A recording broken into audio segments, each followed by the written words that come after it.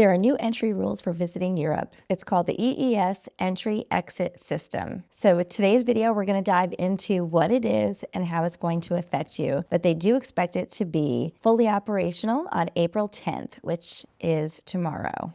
The big change is they're going from physical passport stamps to digital. And so when you go through, as we all go through Europe, you have to get your facial recognition. They're going to take a picture, and they're also going to take your fingerprints. So there's multiple kiosks, and you're going to have to go through and do this. If there's a glitch, somebody will probably be there to help you. Because there's like an initial phase to rolling out this technology, there are some delays, and this started in October of 2025, where now it's supposed to be fully operational by tomorrow. So we'll see how that goes. They suspended the rollout initially because the lines were really way too long and they were having a lot of problems. The end goal is to have the kiosks do what the passport control person does. So there'll be multiple kiosks doing that job, and instead of getting a passport stamp, it's digitally noting that you came into a country, and then it's going to also, on the way out, note that you're leaving the country. So it's getting you on arrival and also on departure. A short stay is considered 90 days or less, so it'll mark on entry when you enter the Schengen Zone, and then when you're departing, it is going to also mark your exit digitally. This is going to replace the passport stamps eventually. I'm not sure how long they're going to continue both to kind of phase it in and out, but we'll keep you posted. So if you're wondering if this is for you, it's for anybody that's over age 12. They will get your fingerprints and your face scanned, and that's how they're going to monitor the length of time that you're staying in the Schengen Zone, which is this list of 29 countries. This will eventually turn into another phase called ETIAS, but for now, it's just the EES phasing into this new digital entry exit system.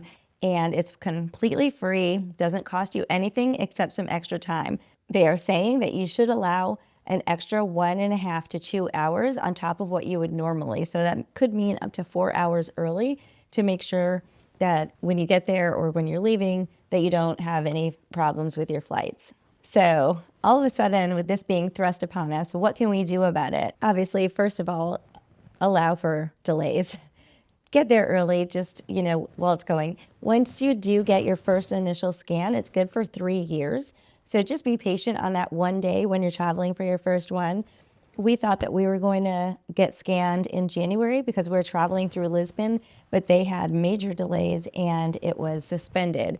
They actually stopped doing this rollout while we were there because they were so busy. A couple of other things that you could do to mitigate some of the, problems with this is if you're flying into Sweden or Portugal, you could actually pre-register on the Travel to Europe app.